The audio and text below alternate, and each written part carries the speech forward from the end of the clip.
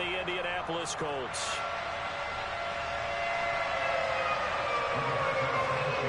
Set to go now in Week 6 of the NFL season, and we are underway on EA Sports.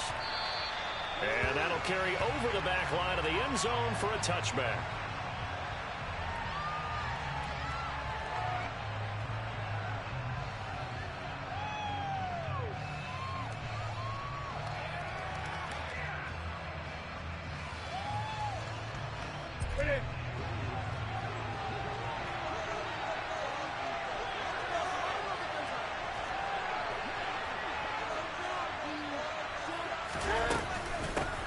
Now ETN to start the drive. And that is the kind of tackling they want to...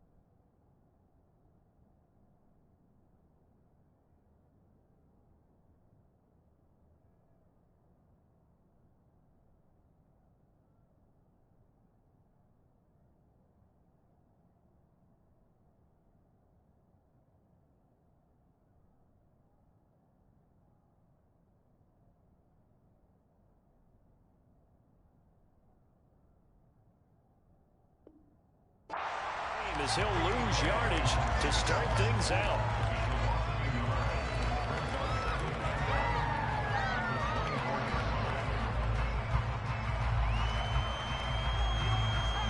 A loss of a yard there to start out. That leads to a 2nd and 11. ETN once more. And he'll get it up near the 35, right at the 34 here. They'll wind up getting 10 back as that sets him up for 3rd down. So from 2nd and long, now we go to 3rd and very manageable. Yeah, they love that phrase, don't they? Because as an offensive coordinator, you can keep people a little bit off balance and guessing. Because you don't have to throw it. You can come back with a strong run game if you want to.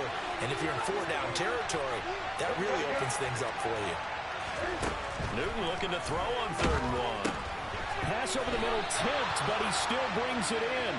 And he will be very close to a 1st down, but I see the closed fist of the referee, and that means 4th down. On 4th down, on is Logan Cook to punt.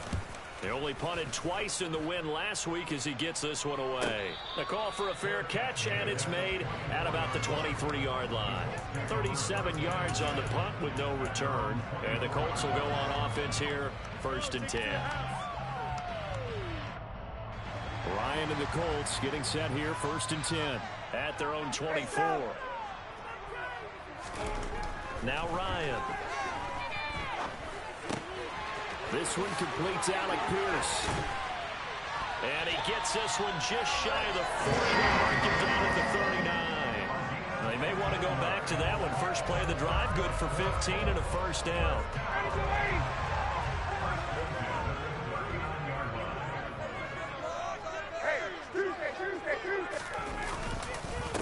They'll run. This is Jonathan Taylor. And he's going to be met at the line of scrimmage and taken down. No gain on the play. It'll be 2nd down. The Colts at 3-2, a game over 500 here to start the season. They come in losers of 2 straight, so trying to turn things around here. And you just mentioned 2 straight, and when you're talking about 2 games, that's nothing to panic about. They feel like they've been a little bit unlucky in the last couple. This is a club that's more than capable of turning things around, and I expect them to play really well here. They get 7 out of that, so they're left with a 3rd and 3.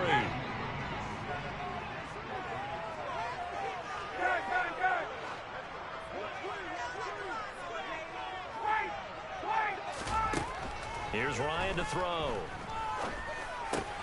He finds Pierce. It's complete. And he is tackled inside the 40, not quite to the 35. Second catch for him today, and it'll wind up a 1st down. Well, that certainly has to feel good. It's not all the time that the play caller should get all the credit. Sometimes I think in the huddle, the quarterback just says, hey, who's going to make a play for me? I just need something right here. And the end result there, nice first down. Drive keeps moving. Nyheim Hines, his first carry. He'll be brought down on the 30-yard line after a gain of 6. Well, this defense for the Jags, they were fantastic a week ago in that win over Houston. And one of the key things you always look for when you're evaluating a defense is how opportunistic are they? How many takeaways do they get per game? And how about last week's game? That number, 6. Absolutely phenomenal performance. They were on top of their game right from the first snap. It'll go down as a 2-yard loss, and it brings up a 3rd down. They are in need of 6 yards here if they hope to move the chains.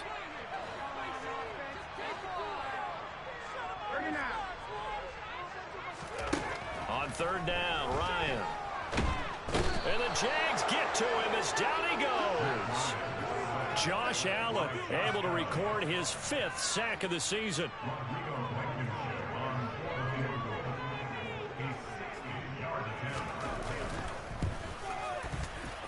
Blankenship's kick is good. Charles, even as long field goals become more and more common, this is still a very rarefied air. Only just over 20 field goals have been kicked from 60 yards or further, and you can add his name to the list now. And as calm as he tried to present himself, there's no doubt there were some nerves as he lined up to attempt that kick. But once the ball was snapped, he just swept the leg and boom, over the crossbar.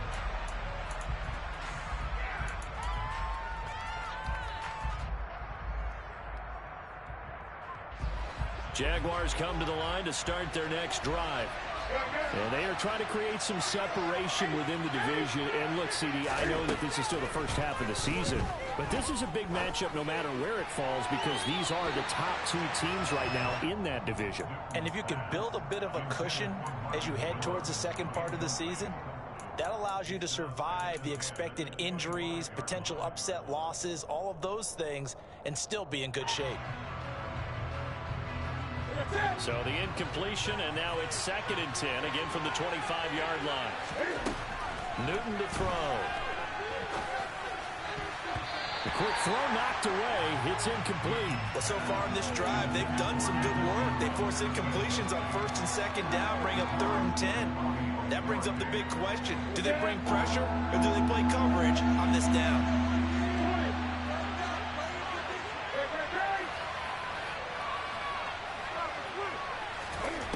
Throwing on 3rd down, Newton.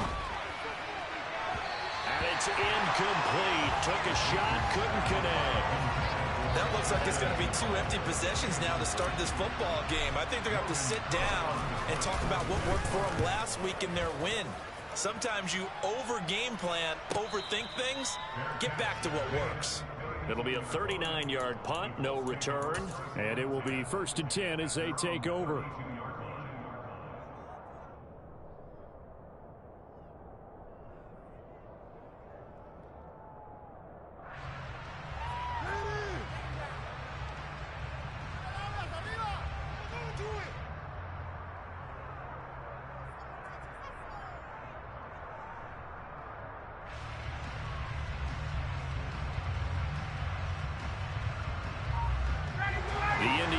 At the line and set to go. They've got a 3-0 lead and the football as they start 1st and 10. Here's a pass swung out left to his running back. And he'll be out of bounds, but able to get it up past the 45. 15 yards is the pickup there, and the drive starting very nicely. 1st down. So many times in my career I've heard coaches talk about completions are one thing. But as long as we're there at the catch and we get guys on the ground, we can live with that. But if you're going to give up 10, 12, 15 yards after the catch, then your defense is going to be in a lot of trouble. And he's going to take this across midfield into Jacksonville territory. He was brought down by Foyesade Oluwakan. These 2 teams, they met up earlier in the year back in week 2. And it was the visiting Colts who won that first matchup.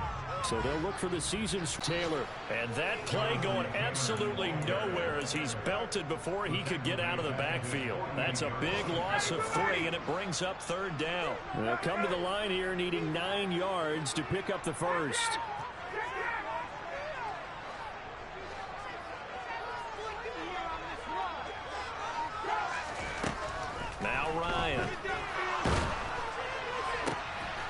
And he's got Pierce. And he'll go down, but not before getting this inside the 30. A really nice gain of 25 yards. You know I'm going to lean towards the defender, right? You know I'm going to do that. I know. That's a tough situation for him as I see it. But the truth of the matter is, that ball was not streaking towards him. Had a little arc on it. He's got to find a way to get his head around and make a play on the football. And he'll be taken down at about the 22-yard line. 3-0 after one on EA Sports.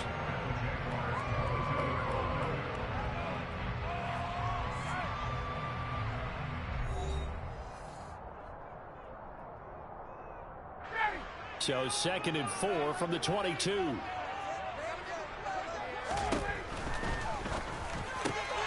Quick throw out wide, and Pierce has got it. And he'll be out of bounds, taking it just shy of the 10 at the 11 or the 12. They had to settle for 3 last drive, hoping this second go-around ends in 6. In good position, 1st and 10. This will be stopped about 2 yards shy of the marker. 8-yard gain, 2nd and 2. That's a strong pickup right there on 1st down. And as this drive goes on, we're seeing an offensive line and running game imposing its will. Here's 2nd and 2 now from the 3. Again, hammering for the goal line. He loses the football. And he's into the end zone. Touchdown, Indianapolis. Well, not exactly the way that they drew it up, partner, but certainly not going to complain because the end result, touchdown. A great outcome for the offensive side, but a crushing play defensively. You make a quick stop, force a fumble, and you see them take the ball all the way in for 6 points. Now the challenge becomes not getting down and going out and continuing to make plays and hoping the ball bounces your way the next time. And this fielded right at the goal line. And they'll get him down right around the 25, actually the 26 officially, so a net gain of 1 there.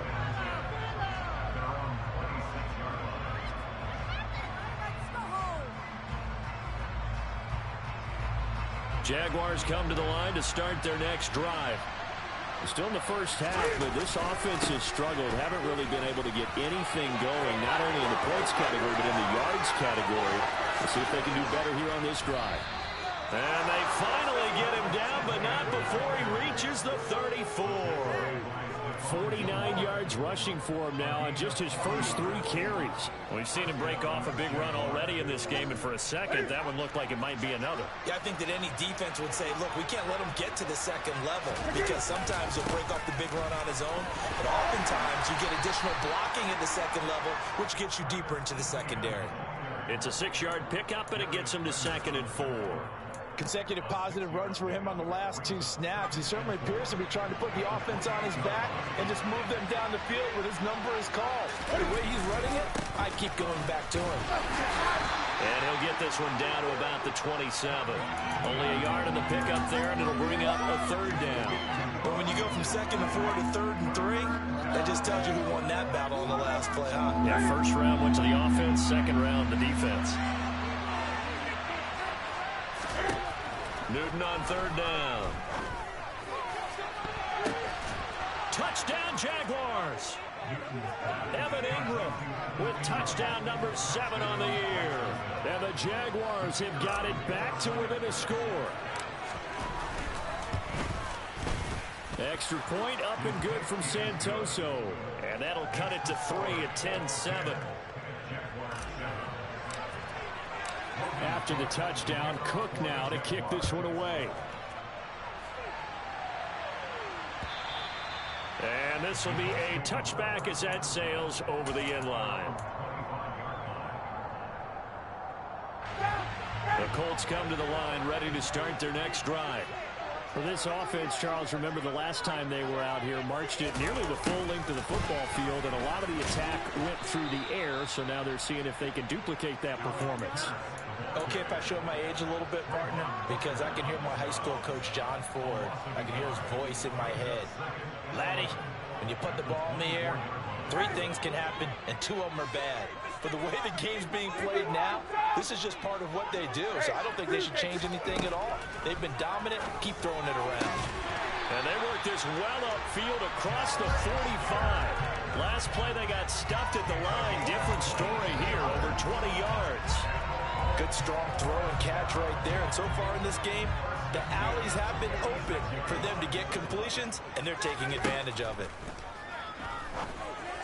Throwing on first down, but this one winds up to be incomplete. Defensively, celebration time because they finally forced an incompletion. He was perfect throwing the ball to that point. Yeah, but from his viewpoint, they didn't force the incompletion. He just missed. That's how hot he is right now, and that's how he wants to continue to throw the ball. And a gain of 4 gets him right to the midfield stripe. And that's a good job there by the corner. We do talk about this a lot, that a lot of corners see their job as simply covering receivers. Tackling isn't everyone's thing. But in this case, he came up quickly and made a nice, sure tackle. This is caught inside the 15. And they're going to be set up now with a ball at the 13-yard line. So how about this for field position after the big play? Inside the 15 now as they come up on 1st and 10. They'll try the left side with Taylor. And he's going to get about 4 down inside the 10 to the 9. The passing game's been working quite well so far, but the running game's been a little bit of a struggle, and that's a surprise to me. Typically, when you can throw it, you've opened up lanes for your runners. They go play action now. Ryan. And that's into the hands of Mo Alley-Cox, the tight end.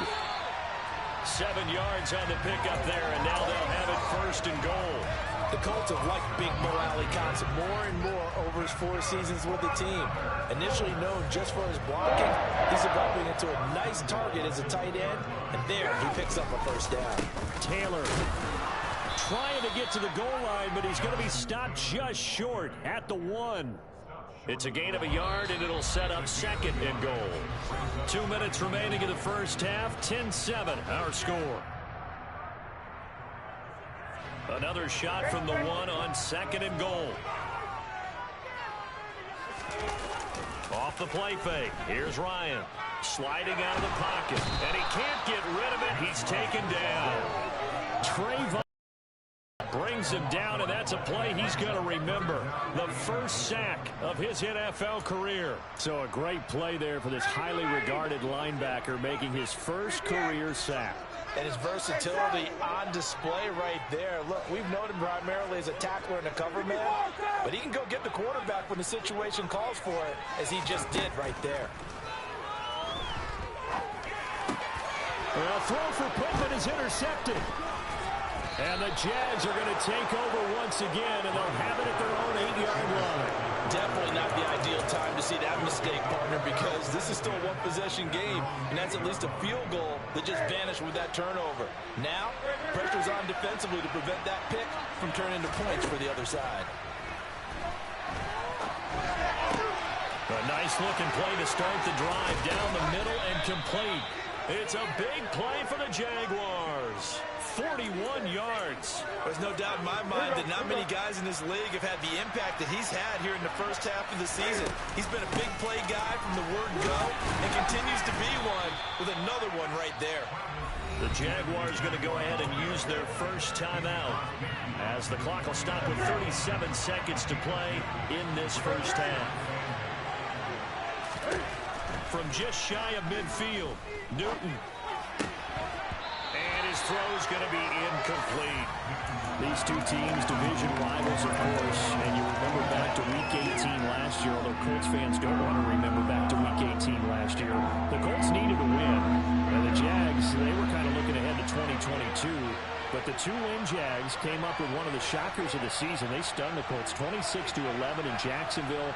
And that loss ultimately kept Indianapolis home for the playoffs. Looking downfield for Jones. And it'll be intercepted.